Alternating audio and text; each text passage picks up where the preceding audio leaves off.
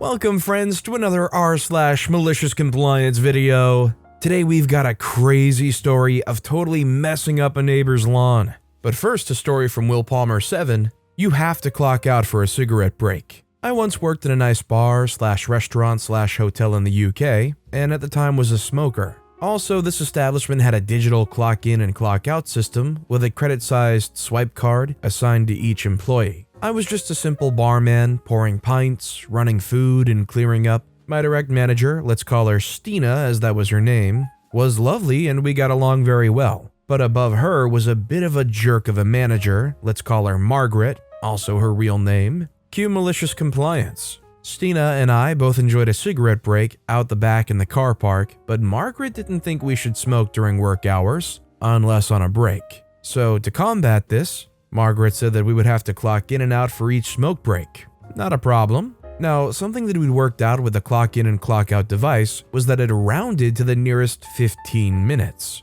15, 30, 45, or on the hour. So we figured if we clock out at 11:53 and then clock back in by 12:07, it would round both to 12 midday. We tested this and sure enough, on our next payslip, it showed we never took a break. So we kept doing this every time, and we're sure to tell everyone else earning minimum wage, working crap hours about this hack.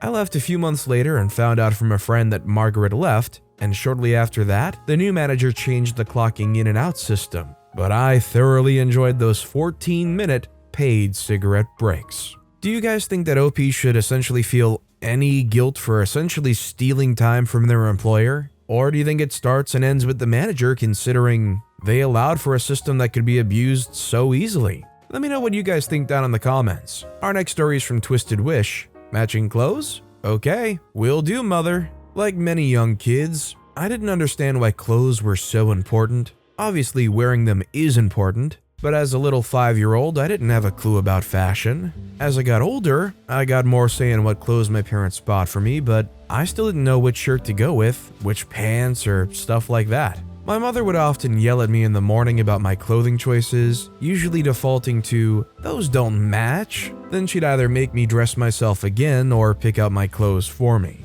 One such morning, I go upstairs for breakfast, and my mother once again says, "You can't go to school like that. Go find something that matches." This morning, I decided to be a bit cheeky. Matching clothes? I can do that. I had this yellow skirt that I liked and a yellow shirt. I also wore some yellow socks. Sadly, I didn't have any yellow shoes to go with them, but I think I had enough yellow to prove my point. I go upstairs again, and my mother says, "You are not going out like that." To which I reply, "But they match." My mother pauses and then sighs, "I guess they do." So that day, I went to school looking like a humanized version of Lala from the Teletubbies. I'm not gonna lie, I myself don't particularly care very much about matching clothes. Obviously, if something is like hugely clashing, I wouldn't wear it. But if I'm gonna go out to like watch a movie or something, I'm not really gonna care if my shirt matches whatever pants or shorts I wear, or if my shoes are a matching color or whatever. I think it's gotta reach a certain level of importance or fancy for me to really care. Now, if I'm meeting a partner's parents for the first time, yeah, I'll probably put a little effort in. Our next story is from Nostalgia. New supervisor asked me for doctor's note. This happened last week and I thought it belongs on this sub. My company is very busy and very short of staff and is asking everyone for overtime and imploring to come and work on their days off. I got sick last week and was feeling very poorly and took a COVID test and it was positive. This was on my day off. I called work, said I'm positive for COVID and won't go to work in the next couple of days. They said, "Okay, no problem." 2 days later on Monday, I'm feeling worse and called again and asked for my supervisor. He wasn't there and I talked with a new assistant that started 2 weeks ago and tell him I'm taking another couple of days since I'm feeling very bad with coughing and muscle pain. And he tells me no, I have to come to work sick or get a doctor's note. It's very hard to see a doctor where I live if you have COVID. Where I am, the government asks employers not to ask for doctor's notes for COVID since all the doctors are busy and overworked. I asked him, "Are you sure you want me to get a doctor's note for COVID? And since when do we need a note?" He keeps affirming that I need one. I said, "Sure, I'll call my doctor." I called my doctor's office and asked for an appointment, with the reason being I have COVID and I need a note. The secretary tells the doctor they'll call me in a couple of hours. I was very lucky. When I talked with the doctor, he tells me, sure, no problem. I'm putting you off sick for 10 days. I emailed the note to my supervisor in Human Resources, saying instead of the 2 extra days that I asked to be off work, my doctor decided that I needed more time off, so I'll be back only next week. Here's the note. Haven't heard a peep from them. Honestly, considering that OP is positive with COVID, isn't it for the best that they take 10 days off? Like, isn't that just a part of how long you should stay away from work? Our next story is from Prize Supermarket 927. Your rules cost you $30,000 in your job, and I don't feel bad at all. A bunch of years ago, I worked in IT support at a big company. We had 3 sections: desktop, server, mainframe. I was in mainframe. Desktop and server used a third-party ticketing system that included first-level support. Mainframe didn't use it often, but still had accounts to open and close tickets for the rare time we needed it. One day, my desktop flaked out. I called the help desk and logged a ticket like any other user. A while later, I got a call from the head of desktop, who was many levels above me. He was mad that I called the help desk. See, he had to pay a bunch of money for my special support account, and he had to pay money every time someone called the help desk. He told me in no uncertain terms that I was never to call the help desk. I was instead to log and direct my own tickets. I pushed back, pointing out that I wouldn't know where to direct the tickets in most cases. He responded via email that I could direct the tickets to any reasonable queue and that his people would figure it out. Thankfully for me, he reiterated in email that I was never ever to call the help desk and should instead log and direct all tickets. Jump forward a few months, each support function gets a bonus if they stay compliant with service levels throughout the year. 100% compliance gets you a bonus, less does not. Desktop is pushing hardest. The guy from above stands to get a $30,000 payout if they get 100% and 0 if they don't. In that job, Priority 1 tickets require a 15-minute response time. Any Priority 1 tickets that took over 15 minutes to respond to meant loss of bonus. One day when I'm working on a mainframe upgrade, my desktop craps the bed again. Since the mainframe's down and I'm the only one available to bring it back up, it's a Priority 1 ticket. So I log into the ticketing system, properly enter my P1 ticket, and throw it into a reasonable queue, the general desktop support queue. And then I wait. The wait comes because I know the system does not specifically flag Priority 1 tickets. There's no alert or warning or push notification that tells you that a Priority 1 ticket has entered your queue. I was aware that the help desk manual required calling the queue owner for a Priority 1 ticket to get around this issue, but I couldn't call the help desk, remember? And I didn't have access to the handbook to know who to call, as I'd told the head of desktop earlier, so I wait. I wait until the queue tells them at the 15-minute mark that they've just gone out of compliance. No 100%, no bonus, all gone. I get pulled into a conference call with the head of my division, the head of desktop, the CIO, and other bigwigs. Desktop demands to know why my ticket didn't route properly. I explain the above. Desktop demands to know who told me not to call the help desk. Why, you did, sir. You told me never to do so. I have the email right here. Would you like to refresh your memory? The CIO jumps in. I'd certainly like to see it. I throw it up on screen for all to see. The insistence that I never call help desk. My reminder that I didn't know how to route tickets. And his response to do, well, what I had just done. Desktop tried to pin it back on me, but thankfully my head, the CIO, and the other heads all recognized that it was his fault and put the blame squarely on him. He lost his bonus, but also later that year, his job. Apparently he'd been a jerk other places and this was the last straw. For reference, each call to the help desk cost about $6.50. His ban on me using the help desk would net the company about $39 a year in call charges and lost him about $30,000 in bonus. And for clarification, he and the CIO were the only ones getting bonuses from this. None of the worker bees got anything. No one got screwed by this except the idiot who did it and the guy who hired him. Let me tell you, all I know is if somebody who I hired ended up costing me $30,000 in a bonus, I would fire them too, especially if there was more than enough reason elsewhere to do so. That's the kind of money for a person like me that I would be laying in bed every single night for the rest of that year staring at the ceiling, thinking about what I could have gotten with that $30,000. By the way, if you're enjoying these stories, make sure to hit those like and subscribe buttons down below so you never miss any of my daily videos. Our next story is from Blazentur. Make sure to come to these illegal shifts.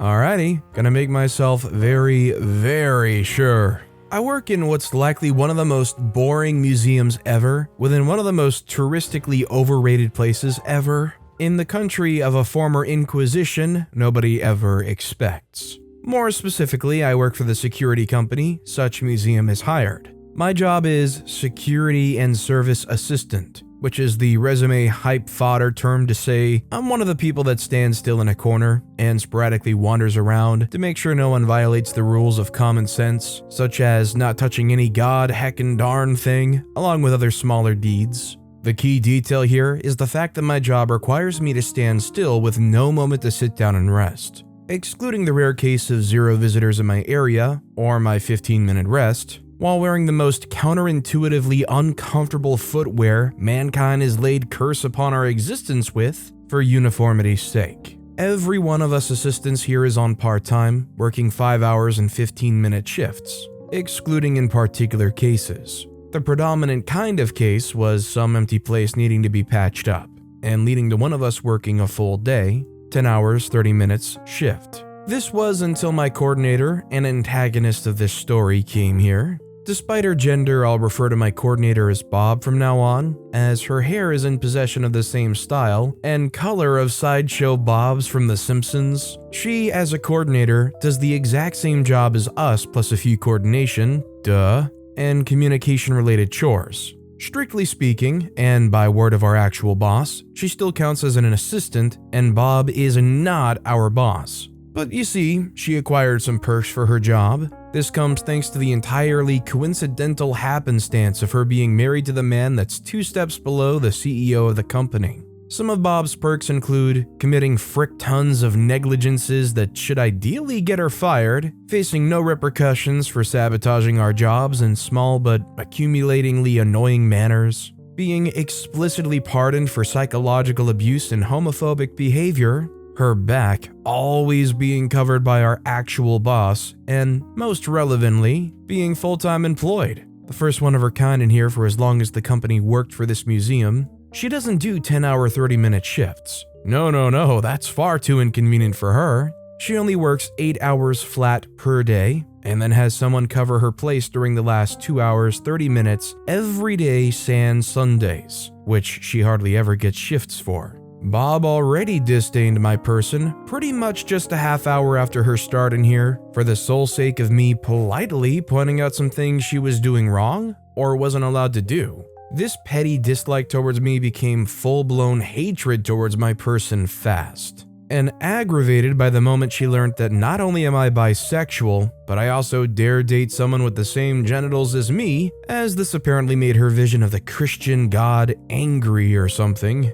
Maybe she's jealous of me being with an actual angel. Who knows? Either way, and apologies for how hard it is for me to make things direct and brief, both her unnecessary shenanigans and mostly her self-set schedule ruin the stability of ours, which she as a coordinator has to do for us. So our monthly schedules have become very wacky due to this hour unevenness, way much worse than you'd expect for just 2 hours and 30 minutes, trust me. Her own ineptitude and sporadic self-confusion leads to more full day shifts than what used to be the usual. This led to my team being allowed to contact a specific branch of HR to clear confusions and get 100% official confirmations of the schedules set on our profiles as a way to double check, as not even our coordinator can get it right in her files at times. Also possibly the fact that she often forgets to tell us about any unforeseen changes as well. This is important later. Fast forward to past September, one of these preventable full day shifts happened and has been laid upon me for what may or may not be spite,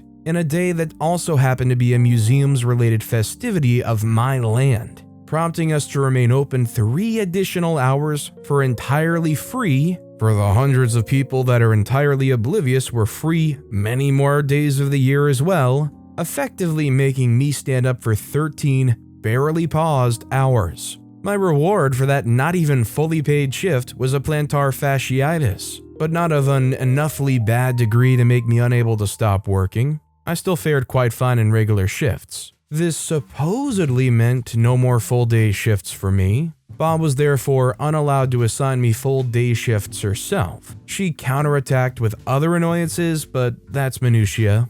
Fast forward to the second half of June. Bob was on her vacations and not to come back until July, forcing July's schedule to be made by the company's automatic schedule generator. The company prefers not to rely on the making of these as they can't attribute individual preferences, someone's studies, taking care of a child, stuff like that, or medical conditions. But it is necessary in situations like these. They serve as a guide to not accidentally be absent during the first days, and then hope for the coordinator to patch up from there as she comes back. July, my second week, is composed entirely of 2-hour 30-minute shifts. Excluding Thursday and Saturday, those 2 days were full day shifts, amounting to the fact that 2-hour and 30-minute shifts are also extremely draining as I have to walk 40 minutes to just work that insult of a shift and then walk 40 minutes back home made that week's shift the absolute worst ever. But for relevancy and key importance here, those 2 full-day shifts were illegal, as they would force me to work shifts that verifiably would hurt me. I expected Bob to be able to fix it, as despite our ongoing Tom and Jerry-like but unfunny as freak relationship, she still had and did fix these kinds of things, but she had such a diarrhea slurping grin so wide and obvious that almost felt cartoonish in real life. She said she was entirely unable to, that she tried to talk to the name of our true boss, HR, and everyone relevant in the company, but between 2 other coworkers being in medical leave, one of them because of anxiety attacks provoked by Bob, by the way, and the other being sent to the other destination, there was no way to cover this. She didn't say it, but her intent was as clear as the purest of waters. She wasn't allowed to assign me full day shifts, but there was nothing about me eating up ones assigned by others, she supposed. I reminded her about my fasciitis, but she called me a whiny female dog. After that, she added, "So make sure to come to these shifts." That specific wording gave me a superb idea. Alright, I'll make sure as soon as possible to be here whenever I must. She smiled at the sense of victory, thinking I was defeated, and we moved on. When I came back home, I sent an email to both our actual boss and that specific branch of HR that I mentioned earlier to have a confusion-free, 100% verified confirmation of the shifts I gotta work during this month. The short and formatless version would be something like, "Hi, I'm OP. I'm sending this email to leave constancy of the fact that I've been made aware that despite suffering plantar fasciitis, contracted at and verified at workplace, and both my medic and myself recommending to not work full day shifts, informed by Bob under the name of True Boss that there's been absolutely no way to prevent such shifts being assigned to my person. As such, it appears I must take that as confirmation that these are shifts I should and will work." I've got no response from that. The shift the day next to that nightly email, however, I've been greeted by Bob informing me with a fake smile as fake as Harry Potter Obama the Hedgehog that there was a miracle and she was able to find a way to not just cut those full day shifts to regular ones, but redistribute those hours in a way that makes the 2-hour 30-minute ones into regular as well, effectively giving me more time and money for less physical and moral pain. After I thanked her and moved on to start my shift, I saw her very, very clearly busy with her phone, having some talk worrying her. I heard True Boss's name many times. It was clear she was getting chewed further, harder, and longer than a toddler trying his future favorite gum for the first time. She also had to work full day shifts during all that week. Not much of a difference, and she's definitely getting paid those hours, but having in her mind her immense paycheck, I doubt she preferred that. In fact, I can confirm that she did not enjoy this week any single bit. There's also the fact that this series of events should not help Bob in an ongoing investigation about her and the higher-ups that are pandering to her behavior, started by that one worker that got anxiety attacks because of Bob's fault. But that's a story that's still on the making. Feels slightly underwhelming for the full scale of all of Bob's bull poo, but every small victory shall remain better than none. Admittedly, I've been chuckling like a snob character going, oh ho ho ho ho, while covering my mouth with my hand for most of that week in delight of the unfun Bob delivered to her palm-headed soul self. Funny enough, what OP did here was basically give Bob a chance to not embarrass themselves, to not expose themselves as being terrible at their job. OP basically came to Bob and said, essentially, hey, the schedule's messed up, do you want to correct it? You know, before HR finds out and realizes you don't even do your job right? Well, if they don't correct anything, OP's gonna let Bob get exposed then. This next story is from Ancient Ice, Eat Your Fruit. Backstory, my mom has a warped sense of humor, which is where I got mine from. This is only one of many stories of her humor. I asked for a walk for Christmas one year. She was visiting me during Christmas and gave me a super small walk. I asked, hey mom, any chance I could get a walk one size bigger? We have one that size now and it's a bit too small. Mom said sure. A week later, my new giant walk arrived. It's the size used in Chinese restaurants. My roommate at the time said, did you ask her for the biggest thing she could find? I replied, no, I asked for one size bigger. And this is her version of one size bigger. My mom's response was, well, it's bigger, isn't it? Another story. For supper one night, my mom made hamburgers, fries, and peaches for dessert. After I finished my burger and fries, I grabbed some more fries. Mom to me said, eat a bit of your fruit before eating those fries. So I grabbed a spoon and scooped up ketchup and ate it, then started eating my fries. My jerk of a stepfather in a scolding tone said, what the heck are you doing? Mom through gritted teeth said, he did exactly what I told him to. He ate a bit of fruit. Stepfather has a puzzled look on his face. I respond, tomato is a fruit, not a vegetable. So, I ate a spoonful of fruit like I was told.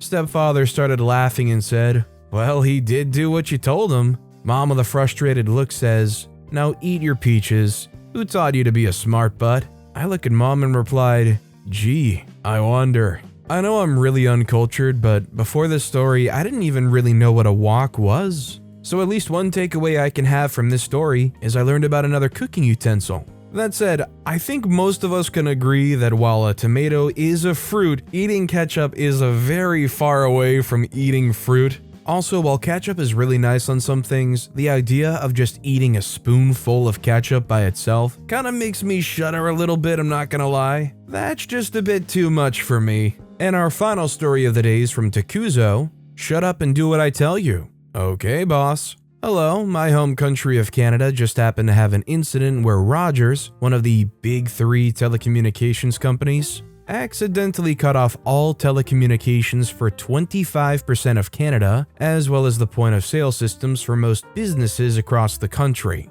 This reminded me of a malicious compliance incident that happened during my time working at a call center for a Canadian telecommunications company, and I thought I could share my story. This deal starts all the way back in 2013 and involves my time working at a call center at the fourth largest national cellular carrier. For a little bit of context about Canadian telecommunications, and specifically cell phone services, Canada's the second largest nation on Earth by landmass, with one of the lowest population densities, and the federal government has some strict laws about foreign ownership and financing of telecommunications. As a result of this, cell phone plans are very expensive, and the only companies that offer service are already established large companies with the resources to purchase spectrum and set up infrastructure. My employer was a newcomer to the market and was trying to make a splash by offering lower-priced services on the recently auctioned off AWS spectrum. The expensive cell phone plans that were offered in Canada were a real hot-button issue.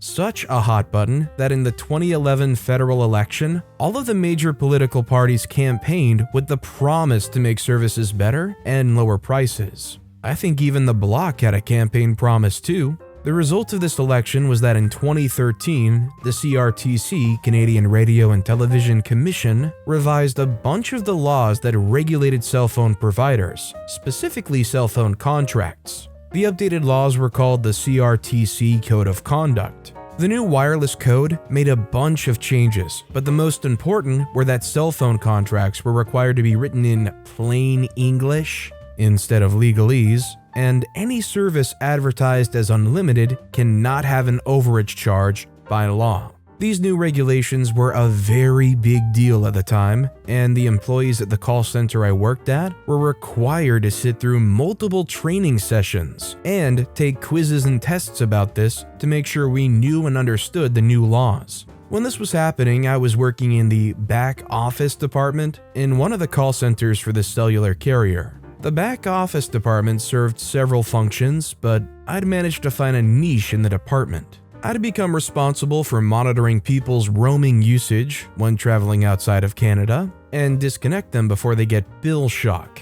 At the time, it was not uncommon to find news stories of people coming home from a trip and having an $85,000 phone bill, and I was the sole person responsible for making sure that this didn't happen. Also, I worked part-time 3 days a week. The supervisor of the back office department did not get along with me. He would constantly harass me. I was previously in the technical support department, where he was the supervisor when the harassment began. I eventually became frustrated with the way I was being treated and transferred away from technical support to back office so that I could escape from the abuse I was receiving. A couple of months after I was transferred, he transferred too and became my supervisor once again, and the abuse continued. I'm not sure what I did to this person to make this person treat me the way they did, but we had an antagonistic relationship for as long as he was my supervisor. So in 2014, my employer became the first carrier,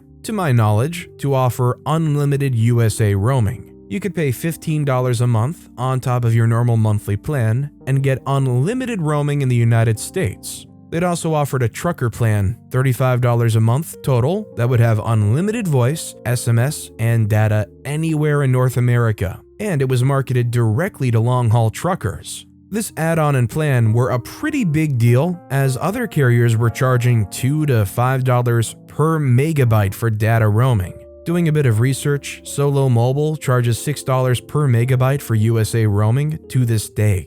To my mind, monitoring USA roaming is no longer a high priority, as I can't disconnect people that have this add-on or appropriate plan because it's against the law. I continue to monitor roaming usage, and every time I see a user with a massive amount of data usage, I go into their account to confirm the existence of the add-on or a plan that would allow for this roaming usage. Once confirmed, I move on to the next account. My focus quickly starts to be focused on people traveling in Europe, Asia, and Africa. There are fewer people roaming in those locations as Canada doesn't share a land border with them, and the data roaming rate is a lot more expensive, to the tune of $20 per megabyte. This is going well for a couple of weeks, until my supervisor comes up and asks why I'm not deactivating the accounts traveling in the United States anymore. I attempt to explain that I can't deactivate these customers as they have an appropriate plan or add-on, and if I were to do this, then the company would be in violation of the new laws.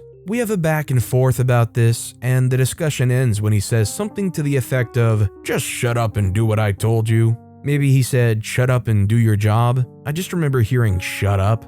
Alright, fine. If that's the way you want to do it, can you send me an email with those instructions, please? Normally I would work at my normal work pace, but that day specifically, I was flying through accounts. I'm not sure how many people I deactivated. I was cutting people off left, right, and center. I went home that night and knew there would be fallout, and I felt incredibly guilty for negatively affecting the honest customers that were caught in the crossfire of my supervisor's BS. Because I was part-time and only working 3 days a week, I wouldn't see the fallout for 4 more days. When I got back to work, the situation was apparently complete chaos. The entire department had spent the 4 days that I was off trying to reactivate people, and they wouldn't be finished for a couple more days still. I'd heard rumors that some people, important people, had threatened lawsuits and all sorts of other crap as a result of being cut off when they'd purchased plans advertised with unlimited data in the USA. The supervisor and manager tried to blame me, but I had the email and witnesses to our conversation to back me up. I don't know if the supervisor got in trouble over this incident. Nothing happened to me over this incident. I do know that he was eventually promoted to being the general manager of the call center and subsequently fired years later when we brought in a union over the crappy working conditions. While OP has no idea if anything did negatively happen to the supervisor, I think it goes without saying that they should have at least gotten chewed out for this. Imagine being so stubborn at your job that you ended up putting the company in harm's way of probably a class action lawsuit. You're talking potentially millions of dollars in damage, at least thousands of dollars. I'm surprised that employee didn't get launched into the moon. But with that being said, that's all the time we have for today. Now, if you want to hear another compliance story that was crazier than any of the ones in this video, click on that left video. Or if you missed my latest video, check out the one on the right. That said, I'll see you all next time with some more stories.